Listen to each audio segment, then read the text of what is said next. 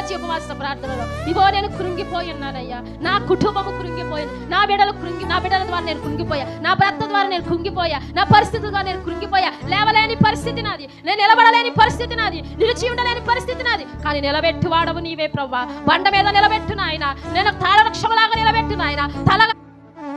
ఎక్కడ కూడా నన్ను సిగ్గుపడలేకుండా చేయి ప్రభా, ఎక్కడ కూడా నేను అవగాహన పడకుండా చేయ్యా, ఎక్కడ కూడా నేను హేళన పడకుండా చేయాలి. ప్రభు దగ్గర నువ్వు అడిగితే ఆయన నిలబెట్టడానికి ఆయన సిద్ధంగా ఉన్నాడు, ఆయన్ని నిలబెట్టడానికి ఆయన తలగా ఉంచడానికి ఆయన సిద్ధంగా ఉన్నాడు. అయితే నువ్వు ఏ స్థితిలో కృంగిపోయి ఉన్నావో, ఏ మానసికమైన స్థితిలో కృంగిపోయి ఉన్నావో, ఏ వంగిపోయినటువంటి స్థితిలో ఉన్నావో, ఏ బలహీనపరచు అపవిత్రాత్మ నిన్ను బలహీనపరుస్తుందో, ఏ స్థితిలో నువ్వు బలహీనరాలు అయిపోతావు. నేను బలవంతుడనే, నీ కుటుంబాన్ని ఆయన అరచేతిలో దాచి ఉంచే దేవుడు ఆయన నీకు సహాయకుడై ఉన్నాడు. ఉపవాస ప్రార్థన నువ్వు నమ్మగలుగుతున్నావా? నీవు ఏ స్థితిలో అయితే వంగిపోయావో, ఏ స్థితిలో అయితే నువ్వు లొంగిపోయావో అది పరిశుద్ధాత్మ దేవుడు అది నీకు తెలియపరుస్తూ ఉండగా, ఆ కృంగిపోయినటువంటి స్థితిలో కనుక నువ్వు దేవుడి దగ్గరికి రాగలిగితే, ఆ కృంగిపోయినటువంటి స్థితిలో కన్నీరు గార్చి ప్రభు దగ్గరికి రాగలిగితే, అయ్యో నేను కృంగిపోయన్నా, అయ్యో నేను బాధలతో నలిగిపోయన్నా అని మనుషుల దగ్గర ఏడిస్తే కుదరదు. నా హస్తపు నీడలోనికి నువ్వు రాగలిగితే, నా దగ్గరకు నువ్వు రాగలిగితే, నా యొద్దకు నువ్వు రాగలిగితే, నీ భారమును మోసుకుని నీ కృంగిపోయినటువంటి స్థితిలో,